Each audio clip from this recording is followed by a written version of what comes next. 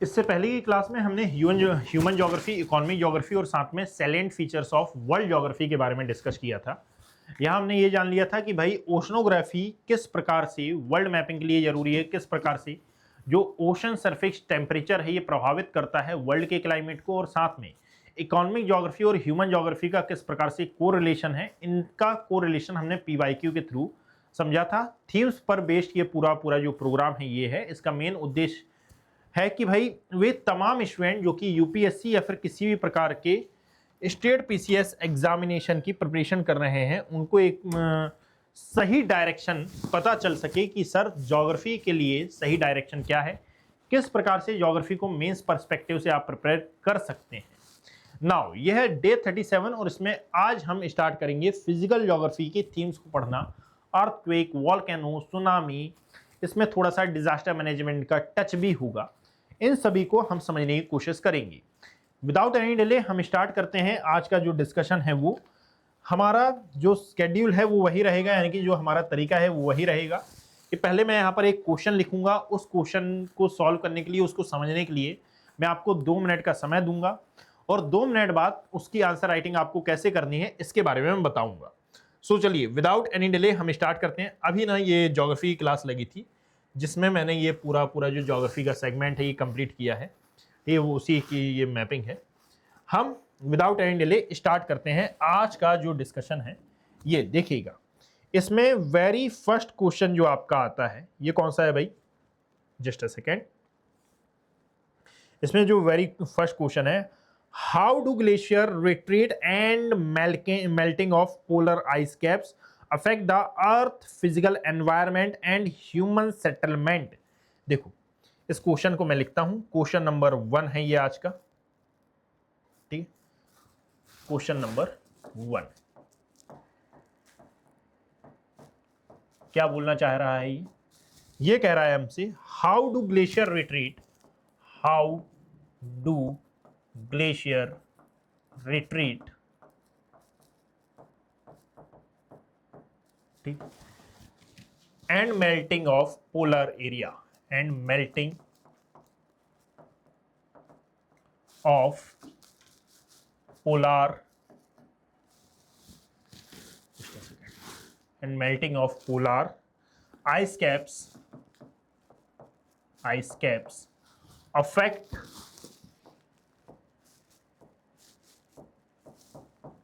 the earth physical environment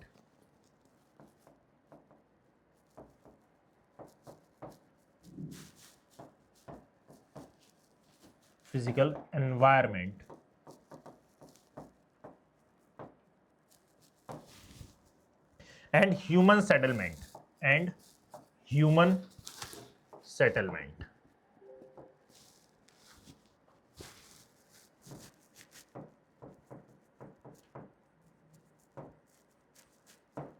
बताइए question mark.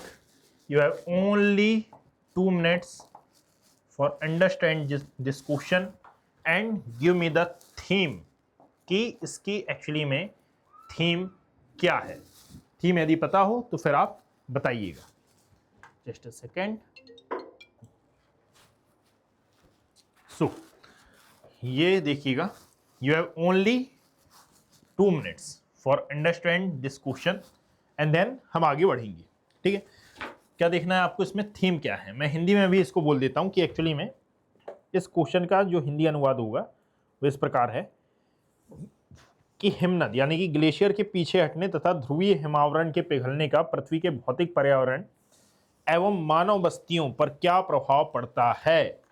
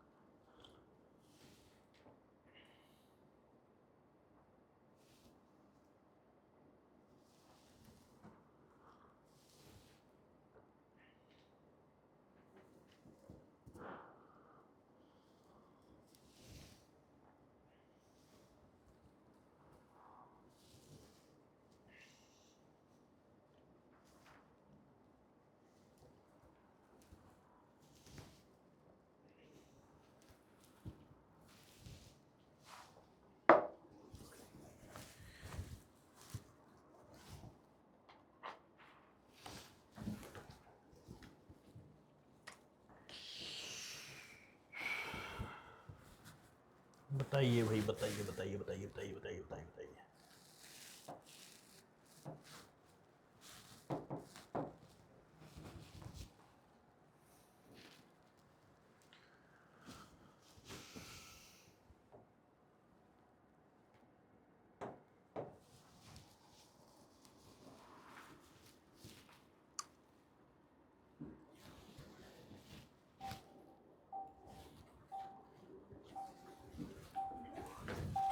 Now देखिए, असल में पहली नजर में देखने पर ऐसा लगता है कि भाई ये जो क्वेश्चन है, पहली नजर में देखने पर लगेगा कि ये जो क्वेश्चन है एक्चुअली में it is directly it is directly connected with climate change. ठीक है, लग रहा है ऐसा, बट याद रखिएगा it's totally depends on glacier. What is the glacier, ये पूछ रहा है। ग्लेशियर क्या होते हैं, ग्लेशियर रिट्रीट क्या होता है, ग्लेशियर मेल्टिंग कैसे क्या होती है, ice caps, polar ice caps के बारे में ये पूछ रहा है, और अर्थ पर इसका क्या इंपैक्ट पड़ रहा है। यानी कि आपको इसकी थीम यदि पकड़ना हो, सो थीम के तौर पर आप यहां पर क्या लेंगे कि सबसे पहले जो ग्लेशियर रिट्रीट है, इससे संबंधित, इससे रिलेटेड ये क्वेश्चन है, ग्लेशियर रिट्रीट और साथ में ग्लेशियर मेल्टिंग, ग्लेशियर रिट्रीट और ग्लेशियर मेल्टिंग से रिलेटेड ये क्वेश्चन है। सेकंड है कि इसमें एक और जो थीम है वो है आइस कैप्स, और ये सब कुछ हो रहा है एक्चुअली क्लाइमेट चेंज के कारण। सो क्लाइमेट चेंज इसमें थर्ड टॉपिक आ जाएगा।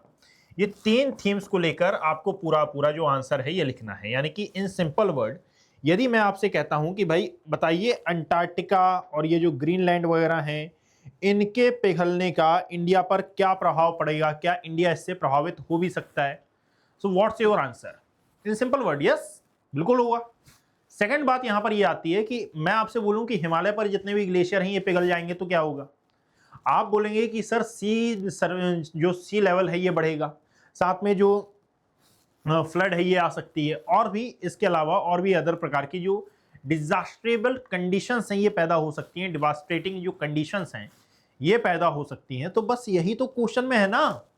यानी कि क्वेश्चन क्लाइमेट चेंज पर है, no doubt, but climate change पर हमें फोकस कहां करना है, आइस कैप्स पर, और साथ में हिमालय के ग्लेशियर जो मेल्ट हो रहे हैं इन पर हमें कंटिन्यूसली अपना जो फोकस है ये बनाकर रखना होगा। यानी कि जब आप इस क्वेश्चन की आंसर राइटिंग करेंगे, जब आप इस क्वेश्चन की थीम पहचानेंगे, तो थीम लगभग बिल्कुल वैसी ही है जिस पर आधे लोगों का ध्यान नहीं भी गया होगा। अब जरा देखना, यदि इस क्वेश्चन का आंसर आपको लिखना है तो इसका आंसर आप लिखोगे एक्चुअली में कैसे। Are you getting my point? सबसे पहले यदि हम बात करें तो सबसे पहले तो आप डिफाइन करोगे कि what is the meaning of glacier. ये ग्लेशियर एक्चुअली में होता क्या है, ग्लेशियर क्या होता है। इसके बाद फिर आप देखोगे ग्लेशियर रिट्रीट हो क्यों रहे हैं, यानी कि ग्लेशियर पिघल क्यों रहे हैं। यहां पर आप वर्णन करोगे ग्लोबल वार्मिंग का कि भाई कंटिन्यूसली ये जो ग्लोबल वार्मिंग है ये बढ़ रही है। अब जरा देखना, क्वेश्चन की डिमांड समझो। क्वेश्चन की डिमांड समझने का मतलब क्या है कि यदि आप ये बता रहे हो कि ग्लोबल वार्मिंग क्या होती है, तो ग्लोबल वार्मिंग इसका कारण है ग्लेशियर रिट्रीट और ग्लेशियर मेल्टिंग का। अब ग्लोबल वार्मिंग को डिफाइन करने नहीं बैठ जाना, इंटरलिंकिंग आपको करनी है, लेकिन इंटरलिंकिंग इतनी नहीं करनी कि भाई ग्लेशियर रिट्रीट का या फिर ग्लेशियर मेल्टिंग का एक कारण ग्लोबल वार्मिंग है, और ग्लोबल वार्मिंग क्यों हो रही है, इंडस्ट्रियलाइजेशन, अर्बनाइजेशन, डिफॉरेस्टेशन, आप ये करने बैठ गए। ना ना ना, यहां पर बिल्कुल भी ये गलती नहीं करना। ठीक है, सिंपल सी बात है कि आप इसमें क्या करोगे, ग्लोबल वार्मिंग करोगे, ग्लोबल वार्मिंग के बारे में लिखोगे, यही टेम्परेचर राइज के बारे में लिखोगे, ग्लेशियर रिट्रीट के बारे में लिखोगे कि भाई ड्यू टू ग्लोबल वार्मिंग यहां पर टेम्परेचर इनहांस हो रहा है, टेम्परेचर बढ़ रहा है, टेम्परेचर राइज हो रहा है। टेम्परेचर यदि यहां पर राइज हो रहा है तो इसके कारण जो ग्लेशियर हैं ये रिट्रीट हो रहे हैं। ड्यू टू ग्लेशियर रिट्रीट आप देखेंगे कि भाई ये क्यों हो रहे हैं, मेल्टिंग के कारण।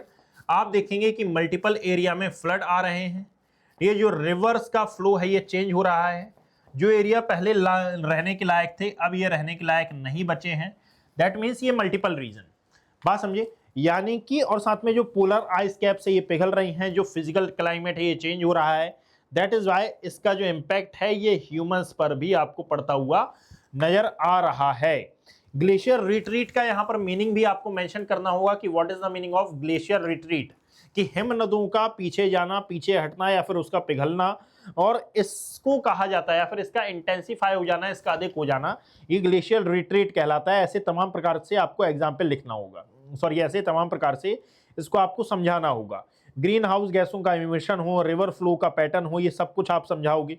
साथ में यहाँ पर थोड़े बहुत जो एग्जाम्पल्स हैं ये आप पुट करोगे, जैसे कि लाइक एग्जाम्पल ये हो सकता है कि भाई जो इंडोनेशिया है ये अपनी कैपिटल जकार्ता को शिफ्ट कर रहा है ड्यू टू कि भाई सी सरफेस लेवल वहां पर इनहांस हो रहा है, बढ़ रहा है, और सी सरफेस लेवल बढ़ने के कारण जो ह्यूमंस के रहवास वाला एरिया है ये अब ह्यूमन सेटलमेंट लायक नहीं बचा है। तो ये तमाम प्रकार से आप इसके एग्जाम्पल दे दोगे।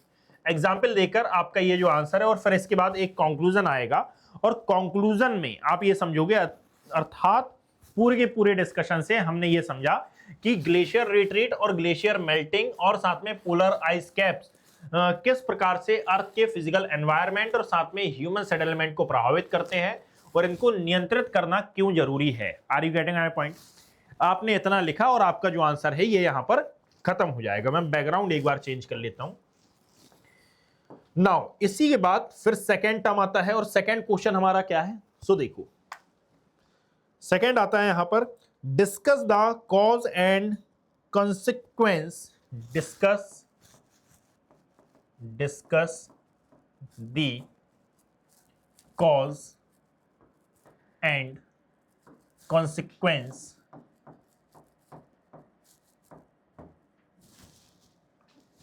consequences of increasing frequency and intensity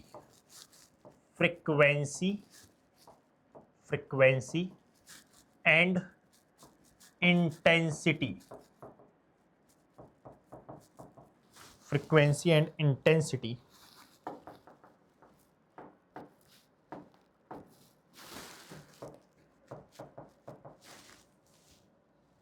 of tropical cyclone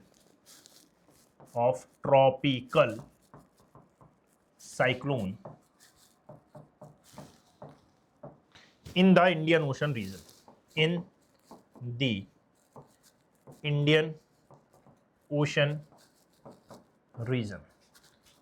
Indian Ocean region, ये क्वेश्चन है, ठीक है। You have only 2 minutes for simplify this question and give me the themes.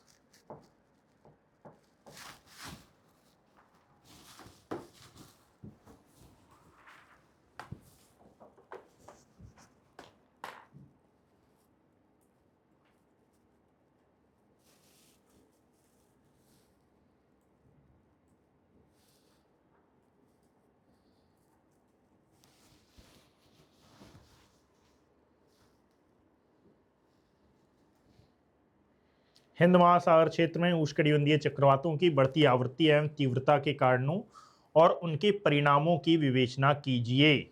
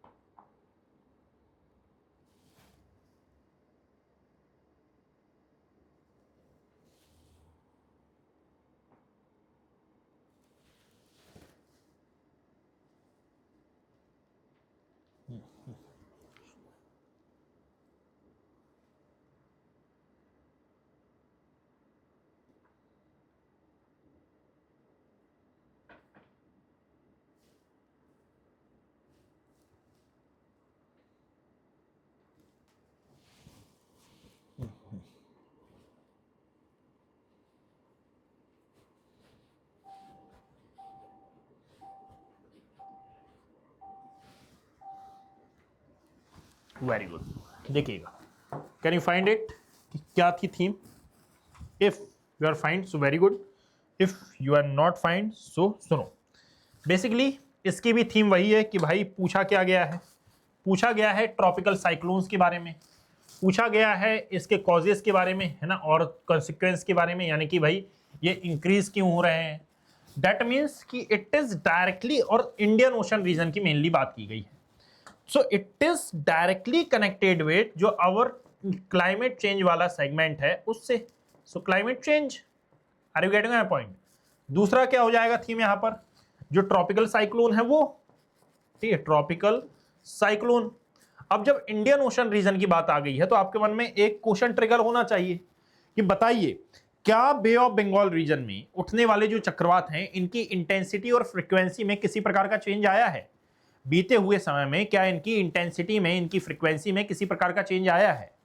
If आपका आंसर यदि यस है, सो अब आप ये क्वेश्चन समझ गए हैं कि sir due to climate change असल में जो सी सरफेस लेवल है, सॉरी जो सी सरफेस टेम्परेचर है जिसको एसएसटी बोलते हैं, ये एनहांस हो रहा है, इंक्रीज हो रहा है।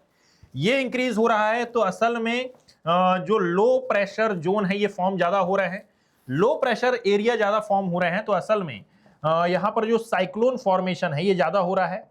यदि साइक्लोन फॉर्मेशन ज्यादा हो रहा है तो साइक्लोन एक्चुअली में क्या है, साइक्लोन किसी भी तटवर्ती क्षेत्र को बहुत अधिक प्रभावित करता है, किसी भी ह्यूमन सेटलमेंट वाले एरिया को बहुत ज्यादा ये इफेक्ट करता है। सो बस वही तो हो रहा है।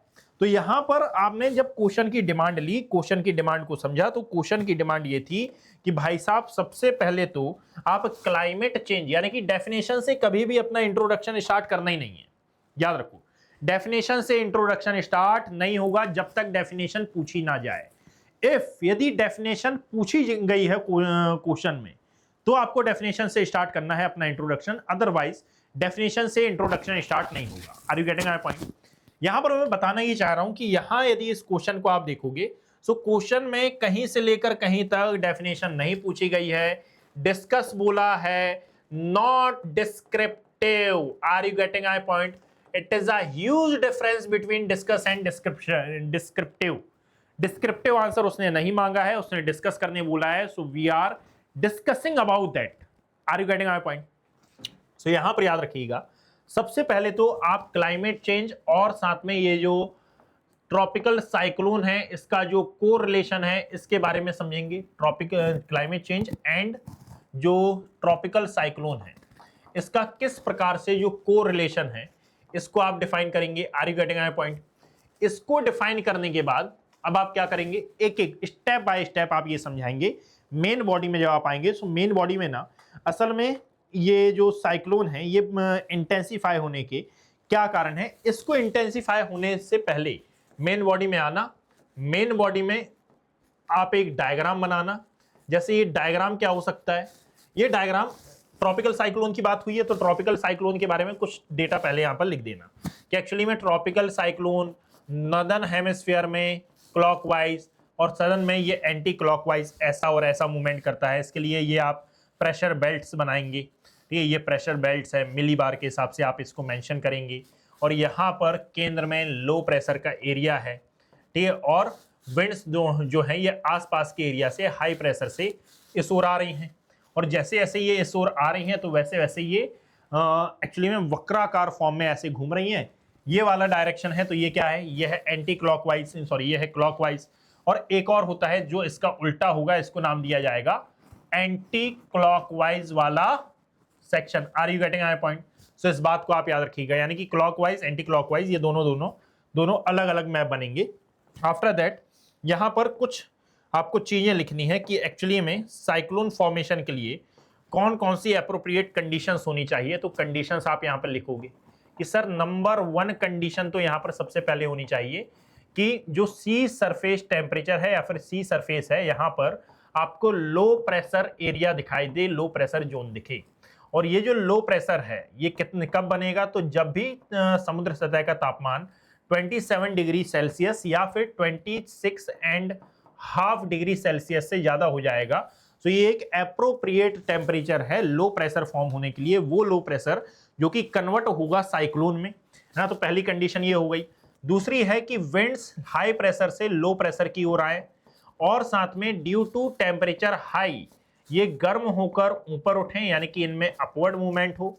अपवर्ड मूवमेंट हो तो असल में ड्यू टू दिस टेम्परेचर इनकी जो लेटेंट हीट है, यानी कि सॉरी इनमें कंडेंसेशन ना होने पाए। कंडेंसेशन जब इसमें नहीं होगा तो दूसरी बात यह इसमें आती है कि इसकी जो लेटेंट हीट है, क्या बोला मैंने, इसकी जो लेटेंट हीट है ये ज्यादा होनी चाहिए, यानी कि संघनन के द्वारा जो क्लाउड्स फॉर्मेशन है ये नहीं होना चाहिए। यदि क्लाउड बन गया तो आपको यह भी डिफाइन करना है कि किसी भी साइक्लोन को नष्ट करने के लिए बस ये जरूरी है कि आप उसके केंद्र में जाएं और वहां पर आप रेनफॉल करा दें। रेनफॉल कराए जाने पर ये जो लो प्रेशर एरिया है ये हाई प्रेशर में कन्वर्ट हो जाएगा। हाई प्रेशर में कन्वर्ट हुआ तो साइक्लोन वहां पर डिस्ट्रॉय हो जाएगा। दैट इज वाई साइक्लोन के बारे में कहा जाता है कि ये तटवर्ती क्षेत्रों से जब टकराता है तो साइक्लोन नष्ट हो जाता है। एक और बात यहां पर आपको ये याद रखनी है कि भाई यहां लेटेंट हीट ज्यादा होगी तो आसपास के एरिया में बारिश हो सकती है, चक्रवात की आंख में बारिश नहीं होनी चाहिए, यानी कि साइक्लोन की आई में। यहीं पर आप मेंशन कर दोगे कि इससे यही कारण है कि कई लोग सिल्वर आयोडाइड का यूज करके, है ना, यहाँ पर आर्टिफिशियल क्लाउड बनाते हैं और साइक्लोन फॉर्मेशन की कंडीशन में आई ऑफ द साइक्लोन में ये रेनफॉल कराते हैं, यानी कि हाई प्रेशर जोन ये फॉर्म करते हैं। And the second term is, आप यहाँ पर ये भी देखेंगे कि भाई साहब अब साइक्लोन इंटेंसिफाई क्यों हो रहे हैं, यानी कि रीजन ऑफ इंटेंसिफिकेशन। क्या बोला मैंने, रीजन ऑफ इंटेंसिफिकेशन।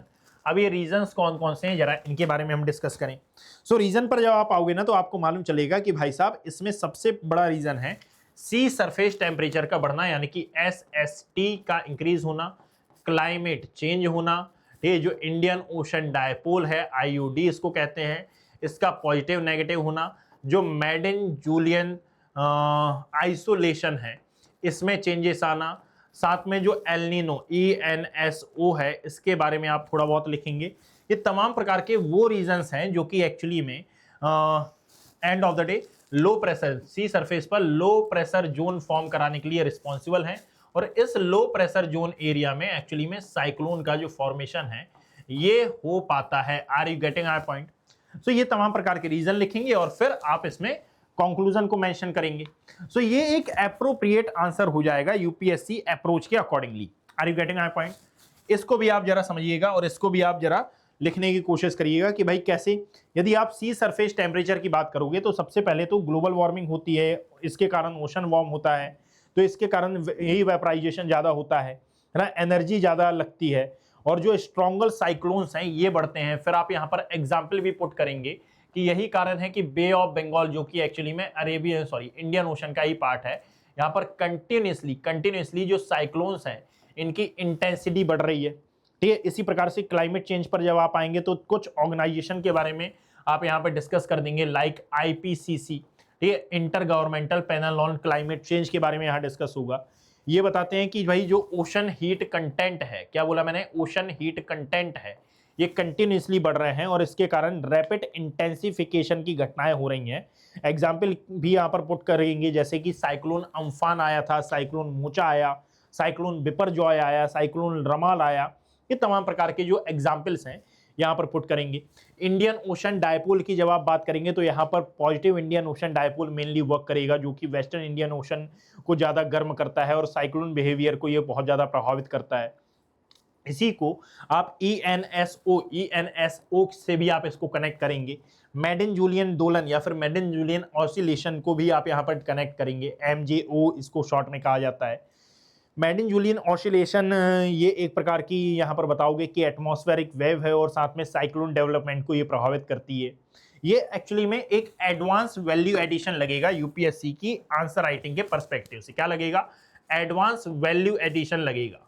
और ये वैल्यू एडिशन जब आप करोगे ना तो यही वैल्यू एडिशन एक्चुअली में यूपीएससी के पर्सपेक्टिव से बहुत ही ज़्यादा इंपॉर्टेंट होता है। बट यहाँ पर एक बात आपको याद रखनी है, ये कि आपको डायग्राम बनाना नहीं भूलना है। यदि आप ये डायग्राम बनाना भूल जाते हैं तो याद रखिएगा कि आपके थोड़े बहुत नंबर तो ऐसे ही कम हो जाएंगे विदाउट एनी मिस्टेक।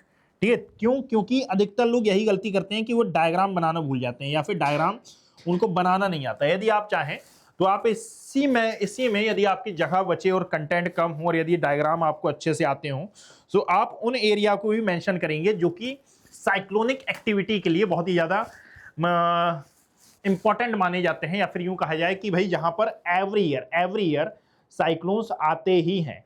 अर्बनाइजेशन और साथ में जो कोस्टल वल्नरेबिलिटीज है, इसके बारे में आप डिस्कस कर सकते हो कि साइक्लोन नहीं बढ़ा लेकिन जो डैमेज है ये क्यों बढ़ा है, क्योंकि पॉपुलेशन, इंफ्रास्ट्रक्चर, पोर्ट, सिटीज या फिर जो कोस्ट हैं ये बढ़ गए हैं। बे ऑफ बंगाल में अधिक साइक्लोन क्यों आते हैं, इसके बारे में आप लिख सकते हैं। अरेबियन सी की तुलना में बे ऑफ बंगाल में साइक्लोन ज़्यादा क्यों है, और ये साइक्लोन प्रॉन एरिया में क्यों काउंट किया जाता है। यहाँ पर वही SST, फ्रेश वाटर इनपुट, कम सैलिनिटी, ये तमाम प्रकार के जो रीजंस हैं ये आप यहाँ पर पुट करोगे। कॉन्सिक्वेंस की बात करोगे, बात समझे। और इसके बाद आपका जो एक्चुअली में कौन सा वाला वैल्यू एडिशन यदि आपको करना हो कर देना, अदरवाइज इसके बाद आपका कंक्लूजन आ जाएगा। और कंक्लूजन में आप ये लिख दोगे जैसे 21वीं सदी में जो ट्रॉपिकल साइक्लोन है ये बस एक प्राकृतिक आपदा नहीं है, नेचुरल हैजार्ड नहीं है, बल्कि ocean warming, climate change, coastal urbanisation और सी लेवल राइज ने इन्हें एक प्रकार का मल्टी डायमेंशनल जो जोखिम है इसमें बदल दिया है। That is why cyclone management का अर्थ केवल राहत और बचाव यानी कि रिलीफ एंड रेस्क्यू नहीं है, बल्कि क्लाइमेट अडॉप्टेशन और रेजिलिएंट इंफ्रास्ट्रक्चर और सस्टेनेबल कोस्टल प्लानिंग भी है। इसके बारे में आपको याद रखना है। Are you getting my point? इसके बारे में आप समझिएगा। नाउ ये कौन सा क्वेश्चन था, ये हमारा 3rd नंबर का क्वेश्चन था। और अब हम डिस्कस करेंगे क्या, नहीं ये 2nd था क्या, अच्छा ये 2nd था। नाउ 3rd क्वेश्चन में अब हम आएंगे। यहां पर बोला गया है explain the causes of earthquake and discuss why some reasons are more earthquake prone than others. ये question number 3 of today session, इसके बारे में हम डिस्कस कर रहे हैं। क्वेश्चन नंबर 3 पर यदि आप आए, so explain the causes, explain the causes of earthquake, explain the causes of earthquake and discuss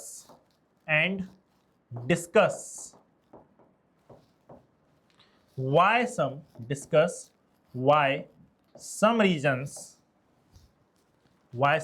regions are more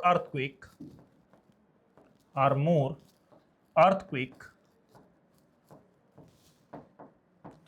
prone area than others। Getting my point? बताइए। You have only 2 minutes for understanding this question and give me the themes। चलिए।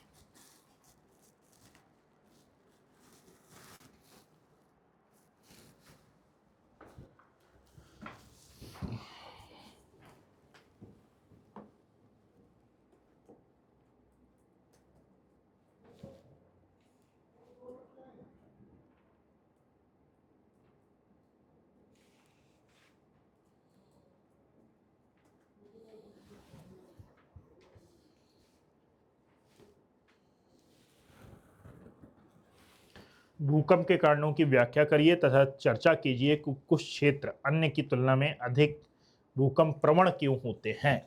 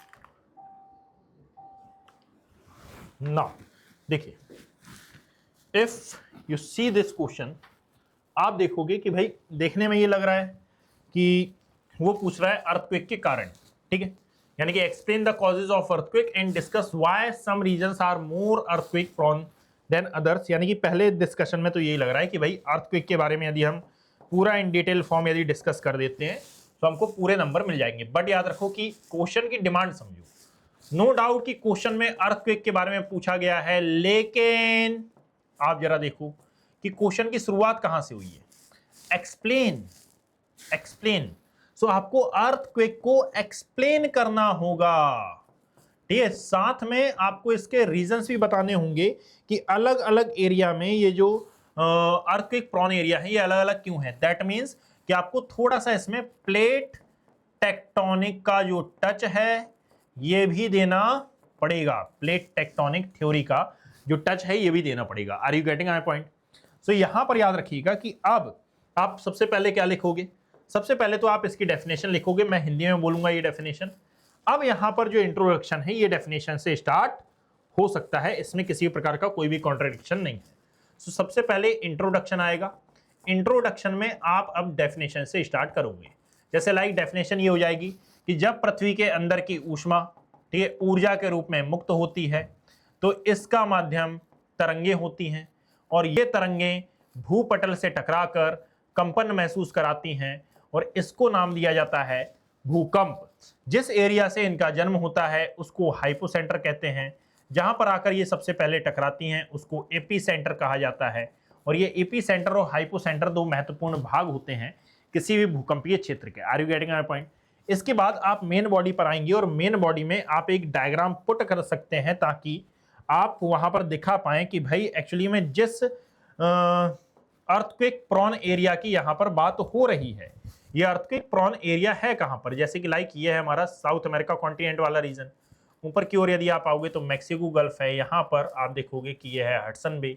जब आप और आगे की ओर बढ़ते हैं तो ये है हमारा अलास्का वाला रीजन, ये है कैलिफोर्निया वाला सेक्शन कंप्लीट होते हुए यहाँ पर आता है अफ्रीका, ये है हमारा स्वेज कैनाल वाला एरिया है। और आगे की ओर आएंगे तो ये है हमारा पर्सियन गल्फ, ये आता है स्ट्रेट ऑफ हॉर्मुज वाला सेक्शन, ये है इंडियन सबकॉन्टिनेंट, ये है कोरियन कंट्रीज, यहाँ पर कामचटका का पेनिनसुला। और आगे की ओर आएंगे तो ग्रीस है, इटली है ना, यहाँ पर आता है पोर्चुगल, स्पेन, ये है जस्ट अ सेकेंड, यहाँ पर आता है ग्रीस, इटली, यहाँ पर आता है Portugal, Spain, Denmark, Norway, Sweden and Finland. जब आप और आगे की ओर आते हैं सो ये है वर्ल्ड मैप। अब इस पूरे वर्ल्ड मैप में आपको क्या क्या शो करना है, जैसे ये है इंडोनेशिया का सुमात्रा, जावा, बाली, बोर्नियो आइलैंड, यहाँ पर आता है फिलीपींस, ये आता है ताइवान, यहाँ पर आएगा जापान, यहाँ पर आएगा कुरिल आर्किपेलागो, यहाँ पर शखलाइन आर्किपेलागो, ठीक है, अलूशियन आर्किपेलागो, यहाँ पर अलग अलग आर्किपेलागो या फिर द्वीपीय चाप आपको देखने के लिए मिलेंगे। यह है टिएरा डेल फ्यूगो, यहाँ पर आता है फॉकलैंड आइलैंड, यहाँ पर आपको कैरिबियन आइलैंड्स देखने के लिए मिलते हैं ना, यहाँ पर आपको देखने के लिए मिलेगा ग्रीनलैंड वाला सेक्शन, ये आता है आइसलैंड, यहाँ यूके मिलेगा, यहाँ पर आयरलैंड मिलता है, ये है श्रीलंका, यहाँ पर Andaman Nicobar group of island, ये है लक्षद्वीप, यहाँ पर आपको सुकोत्रा, चागोस, ठीक है, मेडागास्कर, मॉरिशस, सेशल्स, ये तमाम प्रकार के आइलैंड्स मिलेंगे। साउथ में आपको मिलता है क्या, जो अंटार्कटिका वाला रीजन है, ये आपको कुछ इस प्रकार से देखने के लिए मिलेगा। Are you getting my point? और फिर यहाँ पर आप कुछ भूकंप प्रभावित क्षेत्रों को यहाँ पर दर्शा सकते हैं। कैसे दर्शा सकते हैं? सो जस्ट फॉर एग्जाम्पल कि आप देखोगे कि भाई ये वाला जो रीजन है माउंट एरेबस एक प्रकार का ज्वालामुखी है, अंटार्कटिका में ये लोकेट है, एंडीज पर्वत से होते हुए रॉकीज पर्वत को क्रॉस करते हुए अलूशियन, सखाराइन एंड कुरिल द्वीपीय चाप या फिर आर्किपेलागो से होते हुए ये नीचे उतरता है, यहाँ से फिर ये जापान है ना, कैप्टन, ये तमाम प्रकार के आइलैंड, फिलीपींस, ताइवान, इंडोनेशिया होते हुए असल में जो ऑस्ट्रेलिया का ईस्टर्न कोस्ट है ग्रेट डिवाइडिंग रेंज के पास जाकर ये जो पैसिफिक रिंग ऑफ फायर वाला एरिया है ये समाप्त होता है। जब आपने ये पूरा पूरा मेंशन किया तो इस मेंशन के थ्रू आपने क्या बता दिया कि भाई वर्ल्ड में एक्चुअली में जो ये अर्थक्वेक प्रोन एरिया है ये कौन कौन से हैं, कि एक्चुअली में अर्थक्वेक आते ज्यादा कहां पर हैं, यहां पर आपने डिफाइन कर दिया अर्थक्वेक प्रोन एरिया कौन कौन से हैं। Are you getting my point? और जब आपने ये अर्थक्वेक प्रोन एरिया डिफाइन कर दिए तो अब आप इनके बारे में लिखोगे कि यदि इन इंडिया के कंपैरिजन में हम देखें तो इंडिया में कंपैरेटिवली कम अर्थक्वेक आते हैं। जापान की यदि आप बात करोगे तो जापान में तो डेली बेसिस पर बहुत सारे जो अर्थक्वेक हैं ये देखने के लिए मिलते हैं। फिलीपींस में बहुत सारे भूकंप आते हैं, ताइवान में बहुत सारे भूकंप आते हैं। अब इसके बारे में आप जो वर्णन है ये करना चालू करोगे। Are you getting my point? इस बात को आप याद रखना। सो एक मैप आप यहाँ पर बहुत सुंदर सा बना सकते हो और यहाँ पर not only Pacific ring of fire बल्कि अदर जितने भी जो भूकंप क्षेत्र हैं या फिर अर्थक्वेक प्रोन एरिया है आप उनको हाईलाइट कर सकते हो, उनको आप दर्शा सकते हो, जिससे आपका जो आंसर है ये इंटरेक्टिव लगेगा और साथ में जो आपका इंगेजिंग आंसर है ये बनेगा। Are you getting my point? So अब इसके बारे में हम समझना चालू करते हैं कि भाई ये पूरा जो डिस्कशन है आप कैसे स्टार्ट करोगे। सबसे पहले यहाँ पर आपके पास वर्ड्स होने चाहिए कि साइक्लोन फॉर्मेशन आप कैसे कर रहे हैं। Are you getting my point? सबसे पहले तो आप करोगे यहाँ पर कि साइक्लोन का, जस्ट अ सेकेंड, हाँ, सबसे पहले तो आप देखोगे कि साइक्लोन का फॉर्मेशन कैसे हुआ। फॉर्मेशन ऑफ साइक्लोन पर आप आओगे। फॉर्मेशन ऑफ साइक्लोन के बाद फिर आप यहाँ पर प्लेट टेक्टोनिक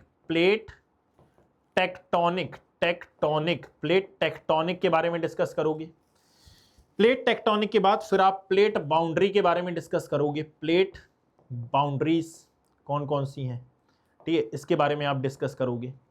प्लेट बाउंड्रीज के अलावा फिर आप यहाँ पर ग्लोबल डिस्ट्रीब्यूशन, जो कि अभी आपने यहाँ पर बताया है, ग्लोबल डिस्ट्रीब्यूशन के बारे में बताओगे। फिर यहाँ पर इंडिया के कुछ सिस्मिक पैटर्न्स हैं, इसके बारे में आप बताओगे। इसमें हिमालयन रीजन आ जाएगा, जो भुज फॉल्ट वाला रीजन है ये आ जाएगा, और फिर इसका जो डिजास्टर रिस्क है ये आप यहाँ पर डिस्कस करोगे। Are you getting my point? इन्हीं 6 पॉइंट में हमको रहना है और इन्हीं 6 पॉइंट में आपका जो आंसर है ये खत्म हो जाएगा। यानी कि यहाँ पर फिजिकल ज्योग्राफी, डिजास्टर ज्योग्राफी और प्लेट टेक्टोनिक का इंटीग्रेटेड थीम यहाँ पर बनेगा और इसी के अकॉर्डिंगली लिखना है आपको। तो सबसे पहले यहाँ पर आप लिखोगे कि अर्थक्वेक आता कैसे है, तो ये एक प्रकार का प्लेट मूवमेंट है। स्ट्रेट एक्यूमुलेशन इसमें आ जाएगा। रॉक फ्रैक्चर यानी कि फॉल्टिंग आ जाएगी। एनर्जी रिलीज होती है, सिस्मिक वेव्स आती हैं और ये जो सिस्मिक वेव्स हैं यही अर्थक्वेक का जो मेन रीजन है ये बनती हैं। फिर एक एक कारण को आप डिस्कस करना चालू करोगे कि भाई प्लेट टेक्टोनिक यानी कि वर्ल्ड के जो 90% ऑफ अर्थक्वेक हैं ये प्लेट टेक्टोनिक ना वर्ल्ड के जो 90 to 95% ऑफ अर्थक्वेक हैं ये प्लेट बाउंड्रीज के थ्रू आते हैं। और अब ये 3 प्रकार की जो प्लेट बाउंड्रीज हैं ये देखने के लिए मिलेंगी। एक है कन्वर्जेंट प्लेट बाउंड्री, एक आती है हमारी क्या डाइवर्जेंट प्लेट बाउंड्री और एक आती है ट्रांसफॉर्म प्लेट बाउंड्री। इसके यदि आपको एग्जाम्पल लिखना हो तो एग्जाम्पल भी आप लिख लेंगे। जैसे कन्वर्जेंट प्लेट बाउंड्रीज की यदि आप बात करें, क्या लिखा है हमने यहाँ पर प्लेट बाउंड्री के बारे में डिस्कस करना चालू किया। जस्ट अ सेकेंड, भाग जाओ यहाँ से। ठीक है, हमने यहाँ पर प्लेट बाउंड्री के बारे में डिस्कस करना चालू किया और यदि प्लेट बाउंड्री के बारे में आपने डिस्कस किया है so there are 3 types of plate boundaries. एक आती है हमारी कौन सी, कन्वर्जेंट, एक आती है हमारी डाइवर्जेंट कन्वर्जेंट प्लेट बाउंड्री, एक आती है हमारी डाइवर्जेंट प्लेट बाउंड्रीज और एक आती है हमारी ट्रांसफॉर्म, क्या आती है, ट्रांसफॉर्म प्लेट बाउंड्री। अब जरा देखो इन तीनों के आप उदाहरण दे देना, छोटे छोटे मैप यदि चाहो तो बना देना। ठीक है, जैसे यदि कन्वर्जेंट प्लेट बाउंड्री की बात करोगे सो इंडियन और साथ में जो यूरेशियन प्लेट में होने वाला कन्वर्जन है इसके बारे में यहाँ पर बातचीत आती है। दूसरी बात है कि डाइवर्जेंट प्लेट बाउंड्री में जो अफ्रीकन प्लेट और साथ में साउथ अमेरिकन कॉन्टिनेंट की जो प्लेट है इनके बीच में होने वाला जो डाइवर्जन है इसके बारे में आप यहाँ पर बातचीत करते हैं। And the third term is कि ट्रांसफॉर्म प्लेट बाउंड्री में, जैसे अभी वियतनाम में अर्थक्वेक आया था वो ट्रांसफॉर्म प्लेट बाउंड्री का एक एप्रोप्रिएट उदाहरण है। यानी कि कैलिफोर्निया के आसपास जो आपको देखने के लिए मिलता है। कैलिफोर्निया के अलावा यदि आप देखोगे वियतनाम में जो अभी अर्थक्वेक आया था ये ट्रांसफॉर्म या फिर पैरेलल प्लेट बाउंड्री का उदाहरण आ जाएगा। सो ऐसे आप एग्जाम्पल लिखोगे, फ्लो चार्ट आप यहाँ पर बना सकते हो।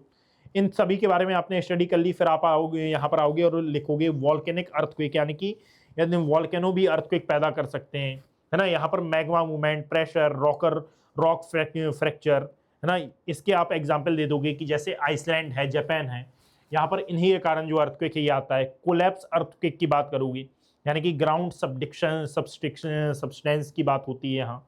ये माइनर अर्थक्वेक आते हैं, लेकिन आते तो हैं। ह्यूमन इंक्लूडेड जो अर्थक्वेक हैं ये आते हैं यहाँ पर, जैसे बहुत बड़े बड़े जो डैम्स हैं ये बना देते हैं, माइनिंग होती है, हाइड्रोलिक जो फ्रैक्चरिंग होती है, जियोथर्मल प्रोजेक्ट चलाए जाते हैं, रिजर्वर इंक्लूडेड जो सिस्मेट्री होती है ये, जैसे कि लाइक महाराष्ट्र में ना एक भूकंप आया था, इसका मेन कारण कोयना डैम को बताया गया था। तो ये ऐसे तमाम प्रकार के जो एग्जाम्पल्स हैं, साइंटिफिक एग्जाम्पल्स हैं, साइंटिफिक अप्रोचेस हैं, ये आप अपने आंसर में यूज कर सकते हो। और फिर यहाँ पर कुछ अर्थक्वेक प्रोन एरिया के बारे में आप डिफाइन करोगे, जैसे जहां पर भी एक्टिव प्लेट बाउंड्रीज दिखाई देती हैं, like Pacific ring of fire वाला जो रीजन है यहाँ पर, है ना, ये पैसिफिक रिंग ऑफ फायर वाला जो रीजन है यहाँ पर एक्टिव प्लेट बाउंड्रीज हैं, है ना। जो अल्पाइड बेल्ट है वो मिड ओशन रिज है यहाँ पर, जहाँ पर भी यंग फोल्डेड माउंटेन होंगे, like Himalaya, Rocky mountain, Alps, Andes, यहाँ पर अर्थक्वेक आपको ज़्यादा देखने के लिए मिलेंगे। एक्टिव फॉल्ट लाइंस जहाँ पर भी होंगी वहाँ पर अर्थक्वेक आपको ज़्यादा देखने के लिए मिलेंगे। वॉल्केनिक रीजन्स जहाँ पर होंगे वहाँ पर अर्थक्वेक ज़्यादा मिलेंगे। जियोलॉजिकल स्टेबिलिटी जहाँ होगी वहाँ पर आपको अर्थक्वेक ज़्यादा देखने के लिए मिलेंगे। दैट मीन्स ओवरऑल यही। साथ में इंडियन पर्सपेक्टिव से यदि आप देखोगे तो इंडियन पर्सपेक्टिव से हमने इसको अलग अलग एरिया में डिफाइन किया है। जैसे यदि इंडिया की बात करें तो जोन 1, जोन 2, जोन 3, जोन 4, है ना, ऐसे हमने इसको बांटा है। जस्ट फॉर एग्जाम्पल कि यदि आप इंडिया का मैप ऐसे बनाएं और इसको डिफाइन करना चाहें तो आप ये देखोगे कि भाई जो इंडिया का हिमालयन रीजन है, हिमालयन रीजन बहुत ही ज़्यादा सेंसिटिव एरिया में आता है। तो यहाँ पर आप इस मैप के थ्रू, इस प्रकार के मैप के थ्रू इस पूरे के पूरे जो रीजन है इसको डिफाइन कर सकते हैं। जैसे सबसे जोखिम वाला जो स्थान है काश्मीर है, हिमालयन रीजन है, नॉर्थ ईस्टर्न हिमालय है, कच्छ है, अंडमान निकोबार है। They are very very very very very very sensitive area for earthquake, इसको आप डिफाइन करोगे। और फिर इसमें करंट अफेयर का जो इंटीग्रेशन है ये एग्जाम्पल के तौर पर आप डाल सकते हो। जैसे वियतनाम में अर्थक्वेक आया, जापान में अर्थक्वेक आया नोटो पेनिनसुला के आसपास, टर्की सीरिया में अर्थक्वेक आया था 2023 के आसपास, नेशनल सेंटर फॉर सिस्मोलॉजी, है ना, जो सेंडाई फ्रेमवर्क है, नेशनल डिजास्टर मैनेजमेंट अथॉरिटी की गाइडलाइंस हैं, ये इसका इफेक्ट आप लिख दोगे। यानी कि कंटेंट को सीमित करना है, कंटेंट है तो बहुत ज्यादा लेकिन कंटेंट को सीमित करते हुए हमको चलना है ताकि हमारा जो आंसर है ये थोड़ा सा अच्छा लगे। फिर इसके बाद आप लिखोगे कंक्लूजन और हमारा जो क्वेश्चन है ये खत्म है।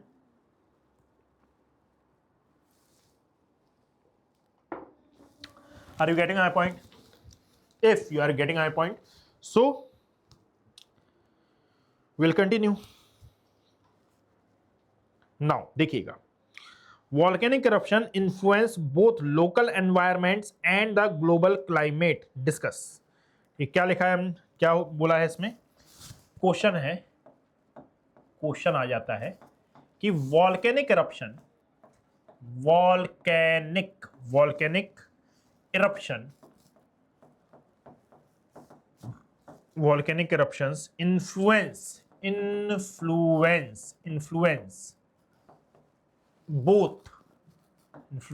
both local environment and the local environment and the global climate and the global climate. Discuss करो, ठीक है, डिस्कस करना है, discuss, not descriptive. You have only 2 minutes for understanding this question and give me the theme of this question. Are you getting my point? Now your time starts now.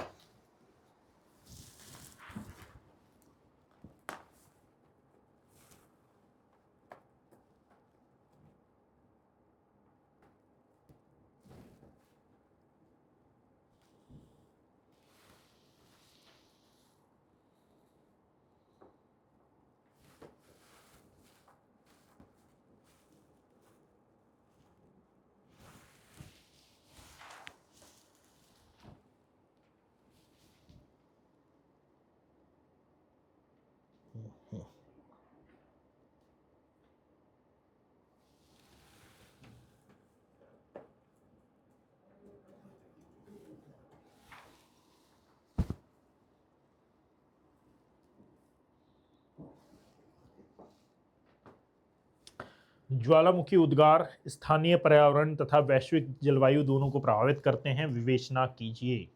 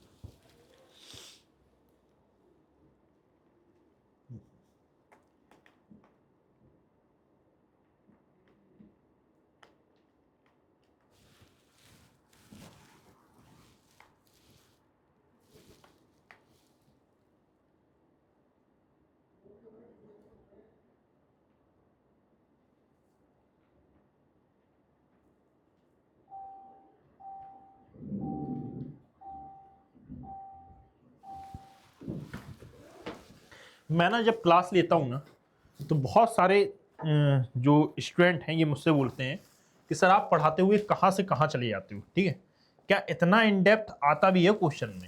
सो मेरा answer रहता है कि भाई आप PYQ उठाकर देखो, ठीक है, आप PYQ उठाओ और देखो कि कैसे पूछता है वो क्वेश्चन। देखोगे कि एक्चुअली में जो वॉल्केनो है it is a topic of geomorphology, ठीक है, ये जियोमॉर्फोलॉजी का टॉपिक है, ठीक है, क्या, वॉल्केनिज्म, और यहां पर volcanic eruption that means volcanism, it is a topic of geomorphology.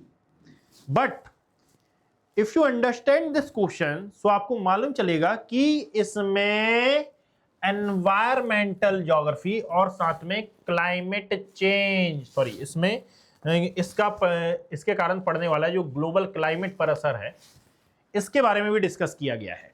बात समझ रहे हो मैं क्या बोल रहा हूं? दैट मीन्स ये क्लाइमेट, ये जियोमॉर्फोलॉजी के साथ साथ क्लाइमेटोलॉजी और साथ में एनवायरमेंटल ज्योग्राफी इससे भी कनेक्ट आता है। यानी कि आप सब्जेक्ट को ना कितना डायमेंसिवली पढ़ रहे हो, कितना इसको फैला रहे हो और इसका कितना प्रभाव आ रहा है, ये बहुत ही ज्यादा इंपॉर्टेंट है। सो यहां पर याद रखिएगा कि आप सब्जेक्ट जब पढ़ो तो सब्जेक्ट का डाइवर्सिफिकेशन होना चाहिए, सब्जेक्ट का एक्चुअली में कितने डायमेंशंस हैं ये आपको क्लियर होना चाहिए, और हर एक डायमेंशन की जो क्लियरिटी है ये आपको होनी चाहिए। जब आपका आंसर एक एप्रोप्रिएट UPSC का जो आंसर है ये लगेगा, अदरवाइज इसमें बहुत सारी खामियां आ जाएंगी। Getting my point? यहां पर मैं बताना ये चाह रहा हूं कि अब यहां पर देखने पर ये लगेगा कि भाई वॉल्केनिज्म से संबंधित क्वेश्चन है, लेकिन जब आप थीम ऑफ दिस क्वेश्चन पर जाओगे, यानी कि जब आप इसकी थीम पकड़ोगे, तो नॉट ओनली आपको वॉल्केनो के बारे में लिखना है, बल्कि वॉल्केनिक एक्टिविटी और एज वेल एज आप देखोगे कि इसका जो एनवायरमेंटल इंपैक्ट है इसके बारे में भी आपको वर्णन करना होता है। एनवायरमेंटल एक्टिविटी के बारे में यहां पर वर्णन करना होता है। Are you getting my point? इस बात को आप याद रखिएगा। नाउ अब इसके बारे में हम थोड़ा थोड़ा पढ़ना चालू करते हैं। इसमें डायग्राम बनाना जरूरी है क्या? बिल्कुल जरूरी तो होता है। तो सबसे पहले आप यहां पर मेंशन करोगे, इसको मैं ब्लू कलर से लिख रहा हूं, तो भाई आपको यहां पर क्या क्या मेंशन करना चाहिए। सबसे पहले आप लिखोगे कि भाई what is the meaning of volcanic eruption, यहीं से आप स्टार्ट करोगे। डेफिनेशन यहां पर नहीं आएगी, वाई, एक वर्ड आया है डिस्कस। एक्सप्लेन होता तो आप यहां पर डेफिनेशन लिखते, लेकिन डिस्कस में यहां डेफिनेशन नहीं आती। Getting my point? Local environmental impact की आप यहां पर बात करोगे, साथ में ग्लोबल क्लाइमेट इंपैक्ट की यहां पर आप बात करोगे। ग्लोबल क्लाइमेट इंपैक्ट इसका क्या है, यानी कि वॉल्केनिक एक्टिविटी जब होती है, एटमॉस्फेरिक चेंजेस क्या होते हैं इसके बारे में आप अध्ययन करोगे। ठीक है, जब आप आगे बढ़ोगे तो इसका डिजास्टर मैनेजमेंट भी आप यहां पर समझोगे। अब जरा देखो भाई, डिजास्टर मैनेजमेंट का तो क्वेश्चन भी नहीं था, ये कहां से आ गया? तो आ गया ना। और क्लाइमेट साइंस, यानी कि क्लाइमेट किस प्रकार से इसको इंटेंसिफाई करता है, इसके बारे में आप यहां पर वर्णन करोगे। Climate, just a second, climate science, are you getting my point? So इसके बारे में आप यहां पर स्टडी करोगे। वॉल्केनिक करप्शन, लोकल जो एनवायरमेंटल इम्पैक्ट है ये, global and climate impact, atmosphere changes और साथ में डिजास्टर मैनेजमेंट और क्लाइमेट साइंस, इन सब के बारे में आप यहाँ पर स्टडी करोगे, यानी कि मल्टी डायमेंशनल ये टॉपिक होगा।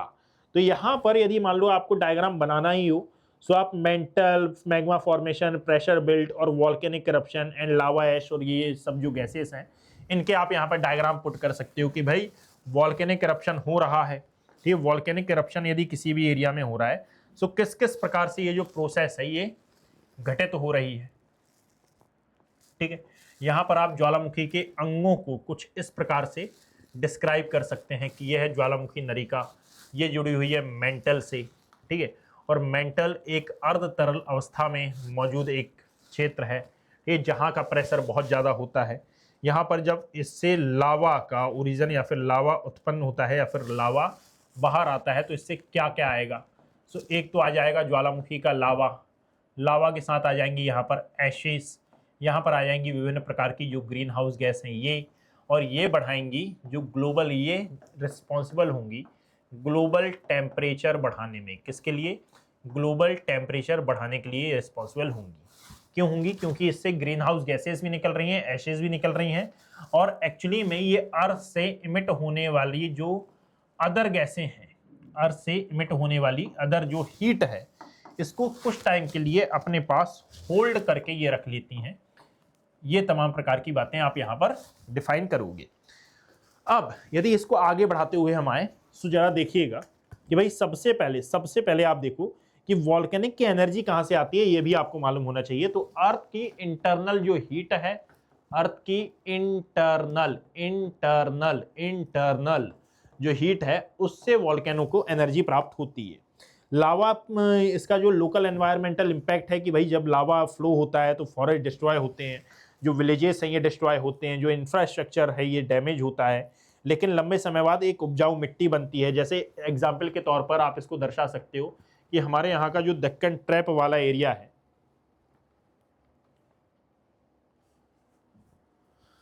हमारे यहाँ का जो दक्कन ट्रैप वाला एरिया है और साथ में जो माउंट एटना वाला रीजन है, वो ऐश फाल की यदि आप बात करोगे यहाँ पर, तो वॉल्केनिक ऐश ये धूल बनाती है, ये यानी जो एग्रीकल्चर, एयरपोर्ट और साथ में जो रेस्पिरेटरी हेल्थ है, इसके लिए ये रिस्पॉन्सिबल होती है। Are you getting my point?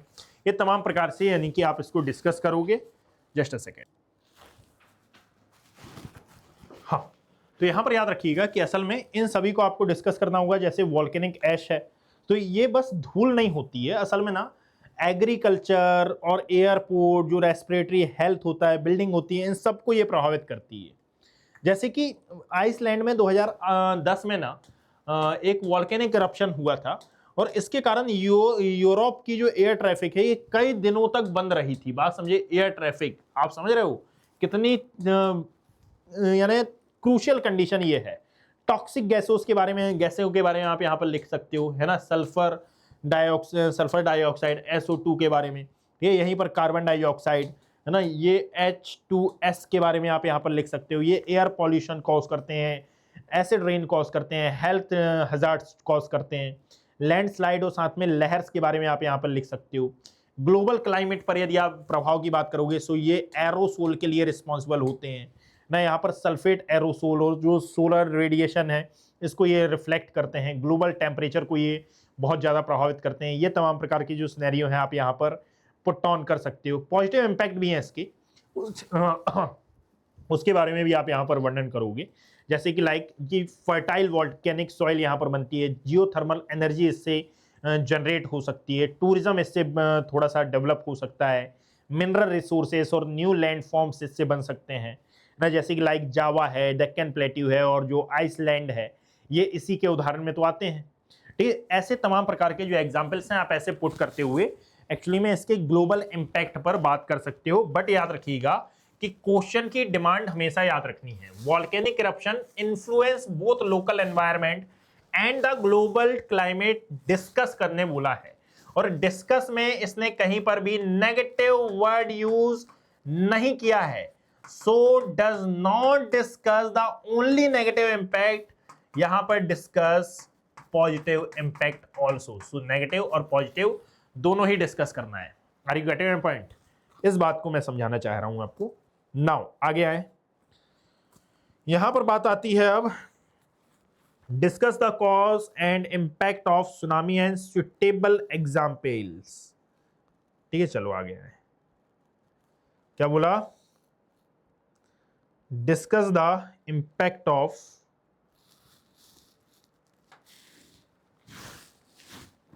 Question है ये,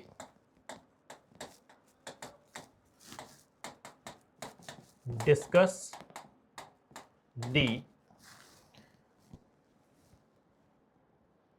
causes and impact, causes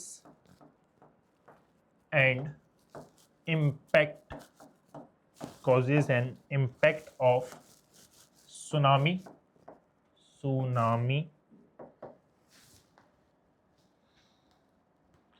with suitable example। so simple यार, so simple question, so simple यानी कि क्या ही क्वेश्चन है, suitable examples। 2 मिनट में तोड़ देना इस क्वेश्चन को, ठीक है ना। You have only 2 minutes for understand this question. ठीक, निकाल के बताइए थीम और कैसे लिखेंगे। बिल्कुल 2-5 मिनट का क्वेश्चन है, ज्यादा इसको समय देना भी नहीं है, ठीक है ना। Now your time starts now.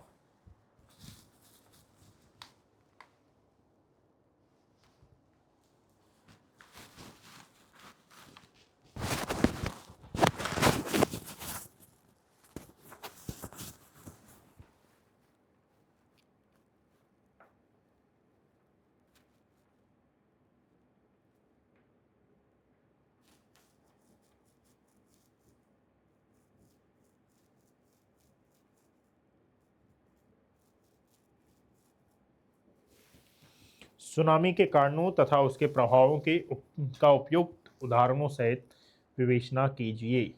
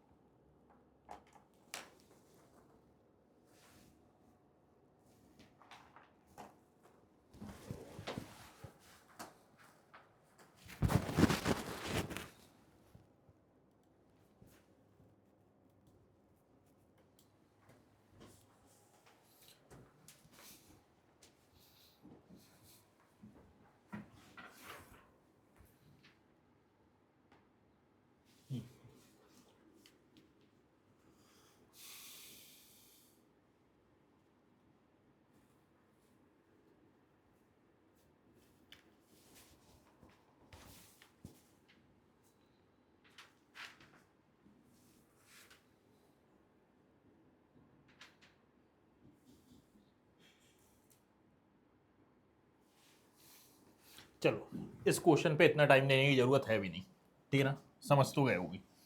देखो, ये क्वेश्चन देखने में ऐसा लग रहा है कि भाई सुनामी पर है, ठीक है, लग रहा है ना, अरे सुनामी अभी मैं लिख दूंगा, बट याद रखो कॉज एंड इम्पैक्ट ये 2 वर्ड और है। दैट मीन्स कि सुनामी इसका एक कीवर्ड निकलेगा, and the second term is कि इसके हजार्ड्स के बारे में भी यहां पर पूछना चाह रहा है। Are you getting my point? यानी कि एक है सुनामी और एक है इसके हजार्ड। दैट मीन्स यहां पर डिजास्टर मैनेजमेंट का जो सिनेरियो है, जो सेगमेंट है, ये भी यहां पर आएगा। Are you getting my point? कौन कौन सा? एक सुनामी और साथ में एक डिजास्टर मैनेजमेंट, दोनों को जोड़ना है। इन सिंपल वर्ड यदि मैं बात करता हूं कि भाई ओशन है और ओशन तटवर्ती क्षेत्र से थोड़ा सा पीछे जा रहा है, सो क्या ये पॉजिटिव इन नेचर होगा? क्या ये पॉजिटिव इंडिकेशन होगा? Simple word answer is no, ये पॉजिटिव इंडिकेशन नहीं है। बात समझ में आया? ये टोटली नेगेटिव इंडिकेशन है। क्यों है नेगेटिव इंडिकेशन? क्योंकि ये अपकमिंग सुनामी का, यानी कि आने वाली सुनामी का एक वो है, क्या प्रमाण है कि भाई सुनामी आने वाली है। तो दैट मीन्स कि आप क्वेश्चन की डिमांड समझो कि क्वेश्चन में सबसे पहले आपको सुनामी का जो फॉर्मेशन है ये लिखना है कि भाई सुनामी। अच्छा, एक और बात है कि डिस्कस बोला है, डेफिनेशन आएगी नहीं, पर फिर भी सुनामी के बारे में 2-3 शब्द कि भाई सुनामी का मतलब क्या होता है। सुनामी का मतलब होता है हार्बर्स वेव। हार्बर्स वेव का मतलब होता है तटवर्ती क्षेत्रों को, कोस्टल एरिया को प्रभावित करने वाली तरंगें। और यदि ये तटवर्ती क्षेत्रों, कोस्टल एरिया को प्रभावित करने वाली तरंगें हैं, सो याद रखिएगा कि ये तटवर्ती क्षेत्रों में मौजूद जो ह्यूमन सेटलमेंट है, ह्यूमन लाइफ को ये बहुत ज्यादा इंपैक्ट करेंगी। इन सभी चीजों के बारे में आप यहाँ पर लिखोगे और इन सभी चीजों के बारे में लिखकर फिर आप आगे बढ़ोगे। तो सुनामी के बारे में सबसे पहले फॉर्मेशन, ठीक है, इसके बारे में आप वर्णन करोगे कि formation of tsunami. Plate tectonic से इसका क्या कोरिलेशन है, इसके बारे में आप यहाँ पर वर्णन करोगे। साथ में सबडक्शन जोन में ये कैसे बनती है, इसके बारे में आप यहाँ पर वर्णन करोगे। साथ में कोस्टल वल्नरेबिलिटीज के बारे में आप यहाँ पर वर्णन कर दोगे। और जो डिजास्टर मैनेजमेंट है, डीएम है, इसके बारे में, आपदा प्रबंधन के बारे में आप यहाँ पर वर्णन करोगे। और अर्ली वार्निंग अलार्म सिस्टम, यानी कि डिजास्टर मैनेजमेंट में सबसे पहले तो यही आता है, अर्ली वार्निंग अलार्म सिस्टम की आप यहाँ पर बात करोगे। और इंडिया का पर्सपेक्टिव क्या है इसमें, उसके बारे में आप थोड़ा थोड़ा वर्णन कर दोगे। Formation, plate tectonic, subduction, coastal area, disaster management, early warning alarm system और इंडिया के सिनेरियो में इसकी क्या इंपॉर्टेंस है, इसको आप समझाओगे। बात समझे? कोई मुझे नहीं लग रहा है कि मुझे ये डिफाइन करने की जरूरत भी है, ठीक है। It is a very very very very very very very simple phenomena है। और यहीं पर आप लिखोगे सुनामी का शोलिंग प्रभाव। What is the meaning of tsunami का शोलिंग इफेक्ट, शोलिंग इफेक्ट। बात समझे? कंक्लूजन खत्म हो जाएगा। बात समझे? इतना इजी क्वेश्चन है। Now example the impact of climate change on glacier, reverse and water resources. ये क्वेश्चन है हमारा, ठीक है। एक्सप्लेन, एक्सप्लेन, ठीक, the impact of climate change, explain the impact of climate change on glacier, on glacier, rivers and water resources, and water resources, water resources, ठीक है। बताइए, you have only 2 minutes for explain this, give me the theme, and कोई ज़्यादा दिक्कत की बात है नहीं इसमें।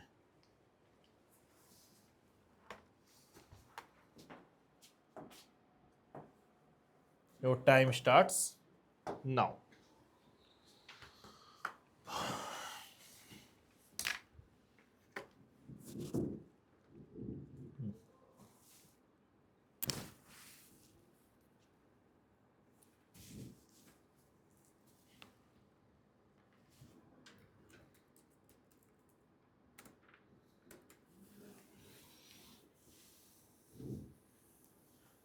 क्लाइमेट चेंज का असर ग्लेशियर, रिवर्स और वाटर रिसोर्सेज पर पड़ने वाले प्रभावों की व्याख्या कीजिए।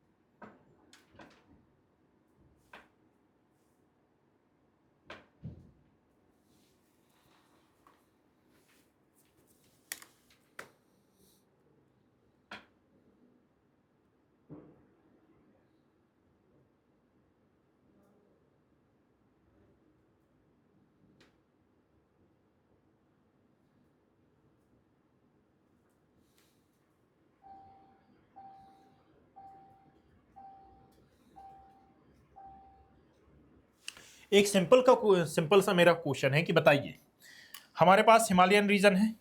इफ हिमालय पर प्रेजेंट जितने भी ग्लेशियर हैं ये पूरे पूरे मेल्ट हो जाते हैं, हिमालय के जो पूरे पूरे ग्लेशियर हैं ये पिघल जाते हैं।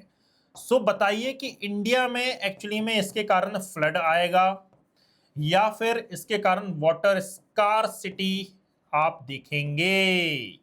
बताइए इसका इंपैक्ट क्या होगा। सिंपल सी बात है कि दोनों ही इंपैक्ट होंगे, यानी कि पहले आएगी फ्लड, ये पहला इंपैक्ट होगा, एंड इसके बाद आएगी वाटर स्कार्सिटी, मतलब कि ये दूसरा इंपैक्ट होगा।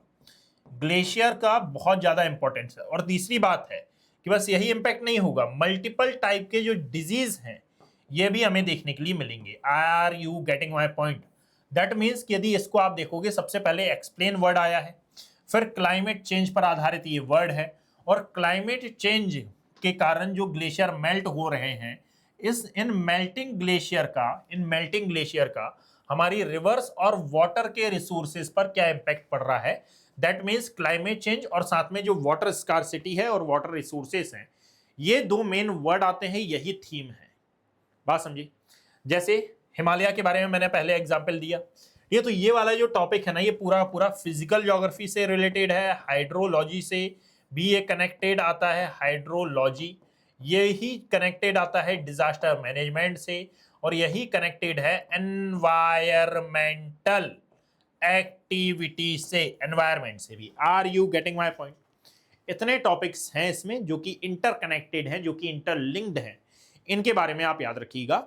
और फिर से मैं अगेन रिपीट करता हूं कि interlinking is most important for UPSC mains examination as well as pre examination के लिए, तो ये इंपॉर्टेंट है ही। चलिए आगे आते हैं विदाउट एनी डिले। यहां पर आप समझाओगे क्या क्या। सो यदि मैं इन सिंपल वर्ड्स आपसे यानी आपको समझाने की कोशिश करूं, तो सबसे पहले तो आप क्लाइमेट चेंज, क्या बोला मैंने, क्लाइमेट चेंज एंड साथ में जो क्रायोस्फीयर होता है, क्लाइमेट चेंज एंड साथ में जो क्रायोस्फीयर होता है, इसके बारे में आप डिस्कस करोगे। नाउ फिर आप ग्लेशियर रिट्रीट की बात करोगे कि भाई ग्लेशियर रिट्रीट होता कैसे, ग्लेशियर पीछे कैसे खसक रहा है। ग्लेशियर रिट्रीट के बाद अब हम डिस्कस कर रहे होंगे रिवर हाइड्रोलॉजी को, रिवर हाइड्रोलॉजी की असल में नदियों पर इसका क्या इंपैक्ट पड़ेगा। इसके बाद आप वाटर सिक्योरिटी पर आओगे कि वाटर सिक्योरिटी पर इसका क्या इंपैक्ट आपको देखने के लिए मिलेगा। ह्यूमन लिवलीहुड की यहां पर आप बात करोगे, ह्यूमन लिवलीहुड पर इसका क्या इंपैक्ट आपको देखने के लिए मिलेगा। Are you getting my point? Now India perspective की आप यहां पर बात कर लोगे, इंडिया के पर्सपेक्टिव की। चलिए इतनी बात क्लियर है। इतने टॉपिक हमको रखना है जिनके बारे में हमको डिस्कस करना है। और इसके अलावा यदि आप देखो तो सस्टेनेबल इंडिया मैनेजमेंट की भी आप यहां पर बात कर सकते हैं। Are you getting my point? तो सबसे पहले आप क्लाइमेट चेंज के बारे में बताओ कि असल में दीर्घकालिक रूप से जो टेम्परेचर, रेनफॉल और साथ में अदर जो क्लाइमेटिकल वेरिएबल्स होते हैं, इनमें होने वाला जो परिवर्तन है ये क्लाइमेट चेंज होता है। क्रायोस्फीयर के बारे में बताओ कि पृथ्वी का वो भाग जो जहां पर पानी बर्फ के रूप में मौजूद है, फ्रोजन वाटर है जहां पर, वो क्रायोस्फीयर है। क्रायोस्फीयर में जो आइस शीट्स हैं, जो आइस कैप्स हैं, जो ग्लेशियर हैं, जो स्नो कवर एरिया है, जो परमाफ्रॉस्ट है, जो सी आइस है, इस सब कुछ आते हैं। क्लाइमेट चेंज का क्रायोस्फीयर पर इफेक्ट बताइए कि जब भी ग्लोबल वार्मिंग बढ़ती है तो टेम्परेचर राइज होता है, ग्लेशियर रिट्रीट होते हैं, क्रायोस्फीयर ये डिग्रेडेड होता है, इससे ग्लेशियर रिट्रीट होते हैं। Are you getting my point? इन सभी को आप यहाँ पर डिस्कस करिए। इन सभी को डिस्कस करने के बाद फिर आप यहाँ पर आएंगे कि ग्लेशियर रिट्रीट क्या होता है, आइस कैप्स की मेल्टिंग कैसे होती है, परमाफ्रॉस्ट मेल्टिंग देखेंगे, रिवर्स पर इसका इंपैक्ट आप बताएंगे, ग्लेशियर लेक आउटबर्स्ट फ्लड के बारे में यहाँ पर आप डिस्कस कर सकते हैं। और इन सभी में मोस्ट प्रोबेबिलिटी कि आपको मोस्ट प्रोबेबिलिटी और मोस्ट अंडरस्टैंडेबल जो एग्जाम्पल्स हैं इनका यूज करना है। और एग्जाम्पल्स पूरे कनेक्ट होंगे करंट अफेयर से। दैट इज वाई ये करंट अफेयर भी यहां पर एड ऑन होगा। यानी कि बहुत सारे स्टूडेंट का ये क्वेश्चन रहता है सर करंट अफेयर कहां पुट करें। अरे करंट अफेयर एग्जाम्पल में पुट करते हैं, करंट अफेयर से क्वेश्चन आ जाते हैं तो फिर वो तो बात अलग है, लेकिन करंट अफेयर का जो इंप्लीमेंटेशन है ये आप एग्जाम्पल्स के थ्रू, एग्जाम्पल्स में कर सकते हैं, अपनी एग्जाम्पल्स के थ्रू अपनी आंसर राइटिंग में कर सकते हैं। Are you getting my point? क्या आपको समझ में आ रहा है मैं क्या बोलना चाह रहा हूं, मैं क्या शेयर करना चाह रहा हूं आपसे? Getting my point? नाउ आगे आइए। अब यहां पर नेक्स्ट आता है discuss the impact of climate change. Question है एक क्वेश्चन आया हमारा, discuss the impact of climate change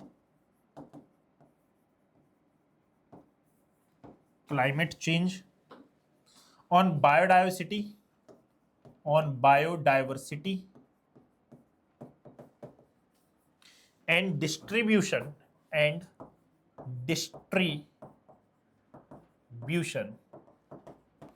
of flora and fauna.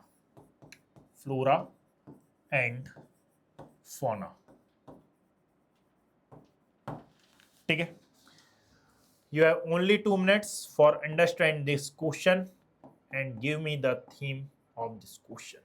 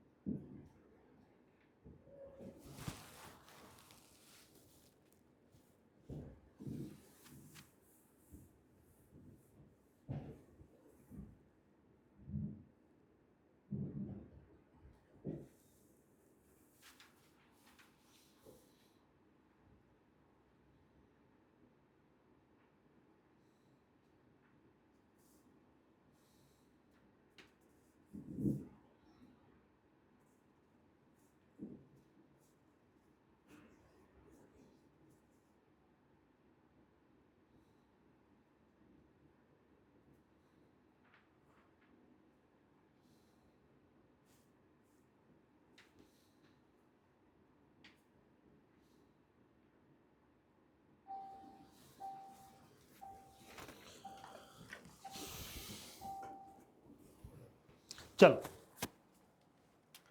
सोचा होगा कुछ, ये देखो यहां पर बात आती है discuss the impact of climate change. अरे वही है यार, सेम क्वेश्चन है, बस यहां पर बोला गया है बायोडाइवर्सिटी के बारे में और फौना एंड फ्लोरा के बारे में। बात समझिए, discuss the impact of climate change on biodiversity and distribution of fauna and flora. So simple is that, थोड़ा सा बायोडाइवर्सिटी का टच मारना है, यानी कि क्लाइमेट चेंज से रिलेटेड क्वेश्चन है, प्लस एनवायरमेंटल ज्योग्राफी आप इसमें शामिल करोगे, प्लस बायोडाइवर्सिटी को आप इसमें शामिल करोगे। बायोडाइवर्सिटी में मेनली जिन टर्म्स को याद रखना है वो है flora and fauna. So simple is that.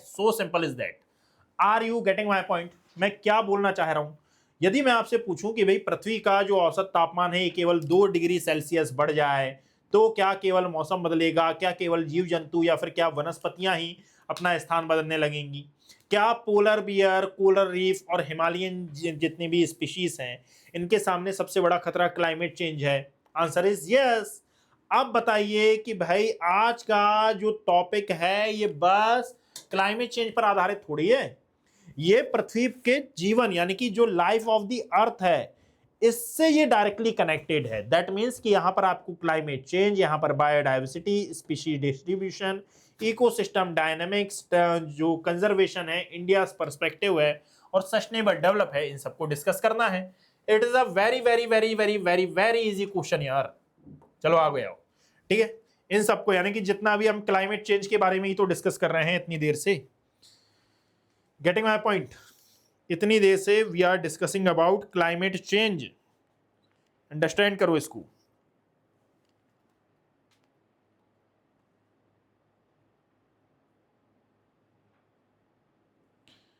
Discuss the plate tectonic in shaping the earth surface. Question है, बताइए plate tectonic, discuss the role of plate tectonic in shaping the earth surface,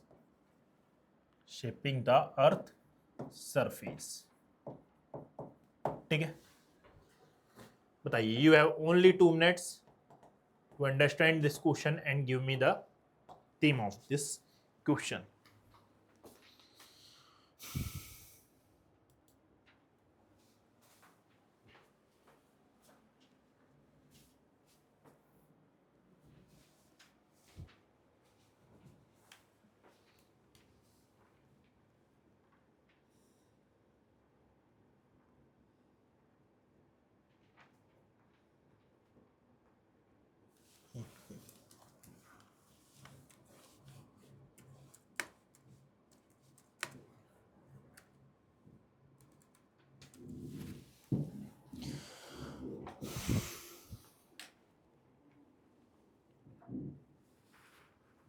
पृथ्वी की सतह के निर्माण एवं विकास में प्लेट टेक्टोनिक की भूमिका की विवेचना कीजिए।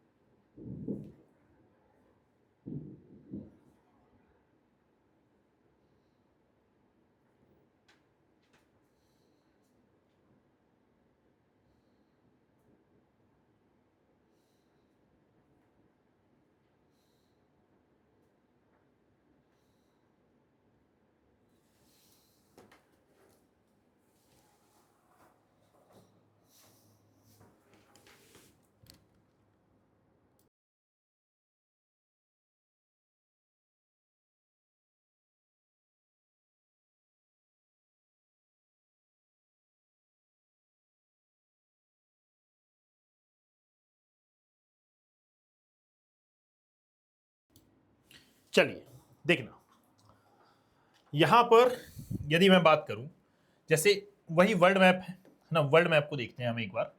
यदि ये वर्ल्ड मैप है, इसमें एक बात बताइए कि मैं बोल रहा हूं कि भाई ये है नॉर्थ अमेरिका, ये है साउथ अमेरिका, ये है हमारा जो अटलांटिक ओशन वाला एरिया है, ये तमाम प्रकार के ये अदर रीजन है। इनमें एक सिमिलैरिटी क्या आपको देखने के लिए मिल रही है? क्या इनमें कोई सिमिलैरिटी है? सिमिलैरिटी ये है कि भाई कहीं पर माउंटेन है तो कहीं पर बहुत ज्यादा गहरी गर्तें हैं, यानी कि हिमालय जैसे ऊंचे ऊंचे माउंटेन रेंजेस हैं हमारे पास, तो कश्मीर वैली जैसी घाटियां भी हैं। यदि हमारे पास great divine mid Atlantic ridge जैसे ओशनिक माउंटेन है, तो हमारे पास जो ट्रेंच हैं वो भी मारियाना ट्रेंच, मिंडोना ट्रेंच जैसी ट्रेंचेस भी हैं। ये सब कुछ कॉज होता है तो एक्चुअली में एक थ्योरी के द्वारा, और ये थ्योरी क्या है, इसको नाम दिया जाता है प्लेट टेक्टोनिक थ्योरी का। इसको नाम दिया जाता है प्लेट टेक्टोनिक थ्योरी का। इन शॉर्ट इसको पीटीटी मैं कह देता हूं। ये एक्चुअली में अर्थ के शेप के लिए बहुत ही ज्यादा इंपॉर्टेंट है। क्यों भाई? प्लेट टेक्टोनिक थ्योरी के बारे में पूरा पूरा आपको यहां पर लिखना है कि भाई ये किस प्रकार से अर्थ के फॉर्मेशन के लिए रिस्पॉन्सिबल है, किस प्रकार से ये कॉज होती है ना, कितने प्रकार की जो बाउंड्रीज हैं ये आपको प्लेट टेक्टोनिक में देखने के लिए मिलेंगी। और ये बाउंड्रीज जैसे कि कन्वर्जेंट बाउंड्रीज, डाइवर्जेंट बाउंड्रीज और साथ में पैरेलल बाउंड्रीज, इन सभी के बारे में आप डिस्कस करोगे, ये सब यहाँ पर लिखोगे, और ये जो आंसर है ये एंड होगा। बस यहाँ पर आपको ये बात मेंशन करनी होगी कि ये अर्थ के सरफेस को किस प्रकार से फॉर्म करते हैं। Are you getting my point? समझ रहे हो मैं क्या बोल रहा हूँ? इसको याद रखिएगा। बाकी यहां पर ये जो सेशन है, यानी कि ये जो डे 37 हम लेकर चल रहे थे, जहां पर मैंने आपके साथ फिजिकल ज्योग्राफी, ठीक है, physical geography plus environmental geography plus जो क्लाइमेटोलॉजी है, ठीक, क्लाइमेटोलॉजी और क्लाइमेटोलॉजी एंड हमारा डिजास्टर मैनेजमेंट, ठीक है, इन सभी को डिस्कस किया है, ठीक है, मैनेजमेंट, इन सभी को हमने डिस्कस करने का प्रयास किया। नाउ यदि आपको सेशन पसंद आया हो तो आप लाइक कर सकते हैं, इसको ज्यादा से ज्यादा इसको शेयर कर सकते हैं और अपना जो रिस्पेक्टिव फीडबैक है यह आप हमें कमेंट सेक्शन में दे सकते हैं। मिलते हैं आगे ऐसे ही किसी अदर वीडियो के साथ, तब तक के लिए thank you, have great day, best of luck for your mains exam.